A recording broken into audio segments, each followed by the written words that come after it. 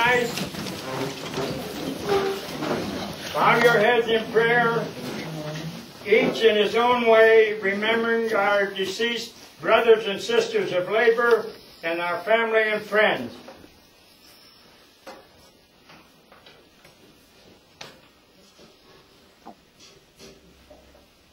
May they rest in peace. Amen.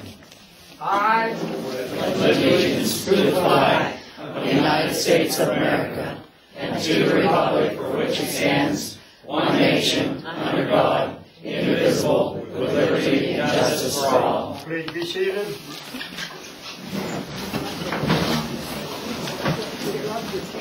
Due to the lengthy meeting, I ask to suspend the regular order of business. A motion by Nick Grinchko, seconded by Fred Houck. All in favor say aye. Aye. Opposed? Ayes have it, so ordered. Due to his lengthy visits all around the area in the 12th District, I will have this first speaker. He will speak to you on today and tomorrow and every other day for the next 2 years. I ask for your re-election of Congressman of the 12th District, Congressman Mark Criss.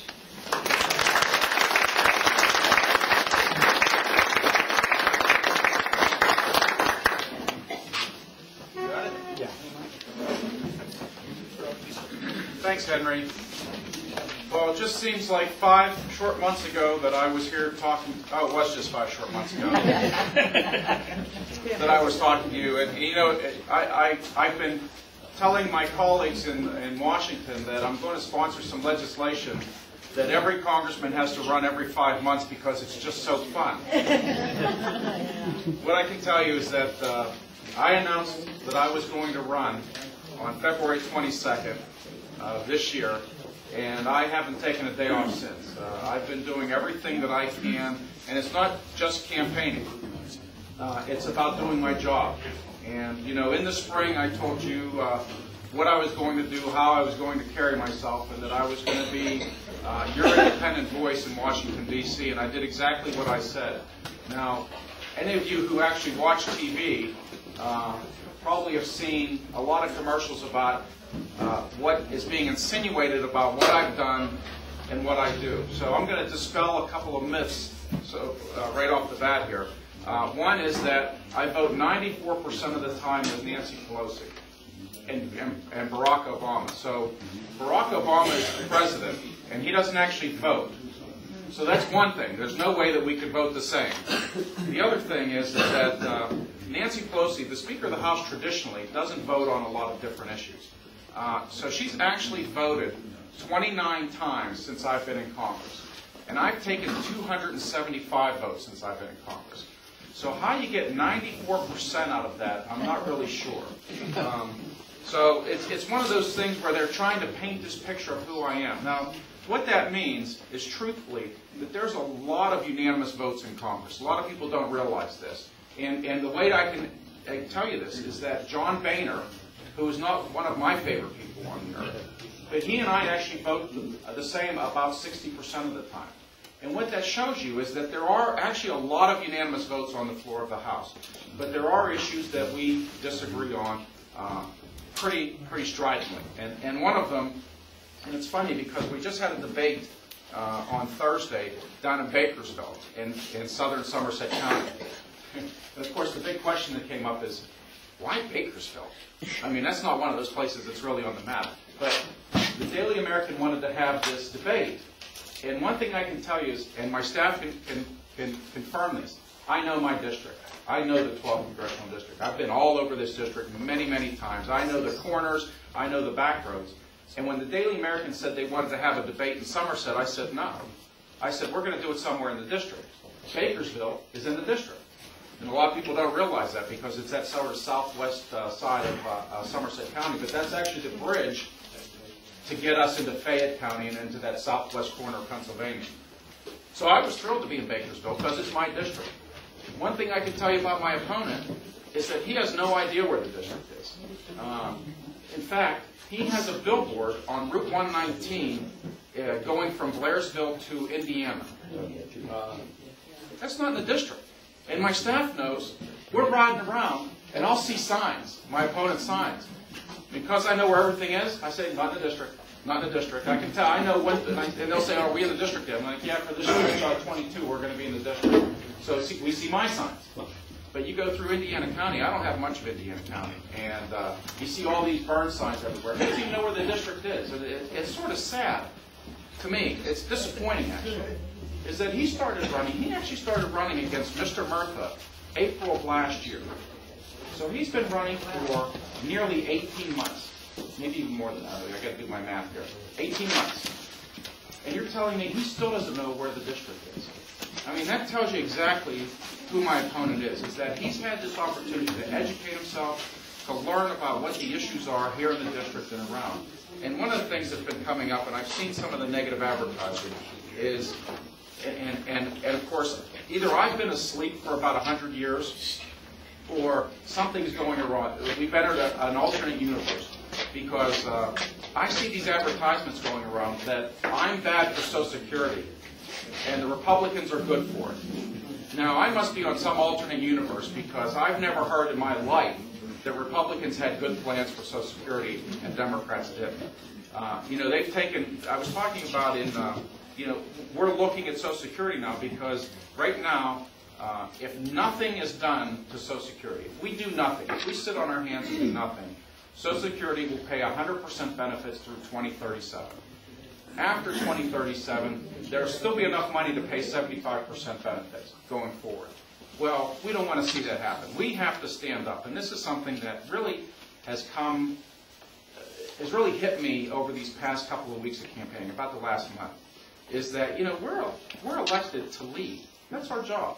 As a U.S. congressman, you sent me there 4 or 5 months ago, 4.5 months ago, actually 5 now. You sent me there to lead, to be a leader. And that's what I've been trying to do. And that's why you'll see the Social Security pledge. Oh, Brian Barber walked in. Hi, Brian. You'll see the Social Security pledge. That I pledged and put my name on the line, which my opponent won't do, that I will do everything under the sun to make sure that Social Security and Medicare are protected. Not just for you, those of you who are getting it right now, but for me, and for my children, and for their children. You know, Social Security is a compact between the government and the people of this country. And one of the things that I can tell you is, if it weren't for Social Security, there would be a lot more people living in poverty right now. Yeah. Social Security is the most successful social program that has ever existed in the world. And we should be so proud of it. And that's why I'm standing here before you to talk about, you know, I'm there on your side. I'm there working to make sure that Social Security is solvent tomorrow and for the next 100 years and for the 100 years after that, because it is so important. The other thing that came up during the debate was the Employee Free Choice Act. And I remember campaigning, and what I can tell you is that if it weren't for labor, I wouldn't be here. If it weren't for labor, probably a lot of the jobs that I had over my lifetime wouldn't have been there, or they'd have paid a whole lot less. I know where I come from. I've been a working man all my life, and that's what someone said, oh my goodness, you must be tired all this campaigning, because like I said, I haven't had a day off since February 22nd, and most of them are 10, 12, 14-hour days. Although I did watch a little bit of the Steelers game on Sunday, so I did take a break. But, well, I didn't take the whole day, just a few moments. But, you know, I worked all my life. Working hard is not something that's is foreign to me. So when I went to Congress, one of the things that I promised the people who supported me was that I would sign on to the Employee Free Choice Act when I got there.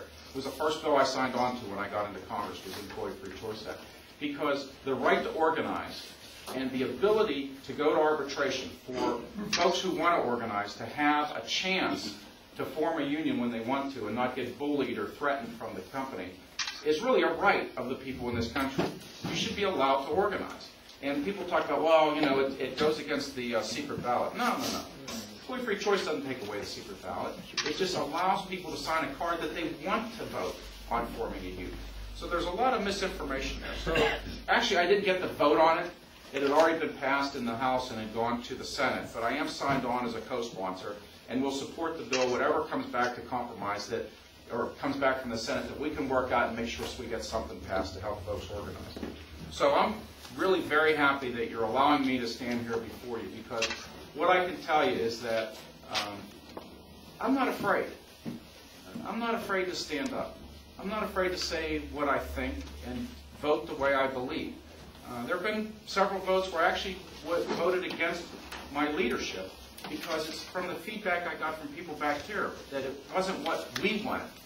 And that's my job, is to go to Congress to represent you. This isn't about me. It's about being your voice. And I feel very strongly about that. And one quick story is I was standing on the House floor talking to a senior member. And we were talking about some votes were coming up that were going to be difficult for some members. And what that's sort of code talk for, it was going to be tough for them in their re-election. And I thought about that for a second. I thought, you know, and I said to this member, and you know, I'm the new kid on the block. I guess that's, you know, when you're the new kid on the block, you're brash until you learn how things work. But I said, you know, if you can't go back to your district and defend your votes, you probably shouldn't be here in the first place. Because, like I said, we're elected to lead. Our job is to go there and represent you. And that's what I've done. That's what I'll continue to do. I could go through a litany of bills that I've signed on to that are for working men and women, that are about people. And, you know, something struck me the other day in the debate, too, is that the reason I'm a Democrat is that at my core, my strongest belief is that we're here for working men and women. We're here for the people of this country. Not for money, not for the company. It's about people. And you know, people have built this country up. And that's where I'm so proud that you helped me get elected on May 18th.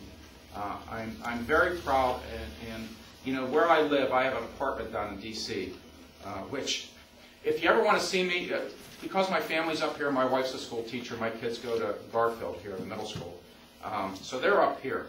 So while we're in session, if you ever want to see me, just watch C-SPAN late at night, because I don't want to go home to an empty apartment, so I volunteer to do whatever they want me to do. So I volunteer to preside over the House usually late at night. So if you see, it's tough though, because you get to listen to guys like Louis Gohmert and Steve King, who just rail and rail about how good the Republican Party is. But if they ever show the person presiding, it'll usually be me, because I volunteer. And because, like I said, I mean, I work. That's what I do. You know, I work from, I'm usually in the office at 8 o'clock in the morning. I go home usually 10, 11 o'clock at night, down there and go to bed. Here, it's pretty much been the same because of this campaign. But I feel very strongly that I'm doing the right thing. I know I'm doing the right thing. And I know that we're going to be successful on November 2nd, as long as we're all working towards the same end. I mean, if we're all out there talking to our neighbors, knocking on doors, making those phone calls, we'll be successful. And my view has always been, and this is something that, you know, with Mr. Murtha, is that if we're all in this together and we're all working together, we will have a brighter future tomorrow. And that's our kids, that's the people in the middle, that's our veterans, that's our folks in the military, that's the seniors. We're all in this together, and together we'll do better, and we'll make a better life, not only for our area, but for everyone. So I really appreciate the opportunity to speak before you. Thank you so much for coming out. This is a great crowd on a beautiful, rainy Johnstown day. Have a great day. Thank you very much.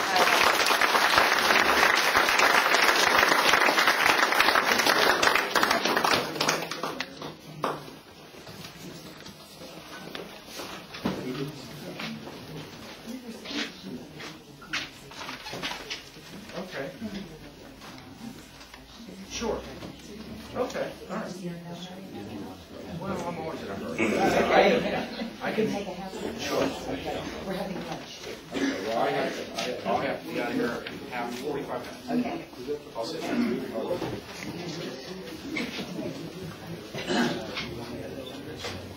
Do you want me to, we're supposed to start the conversation? Okay. He would take some questions. Okay. You want me to do that? Okay. Hey, how are you, Doc? Our next speaker will be Okay. Gene Friday, who is the president of the Pennsylvania Alliance for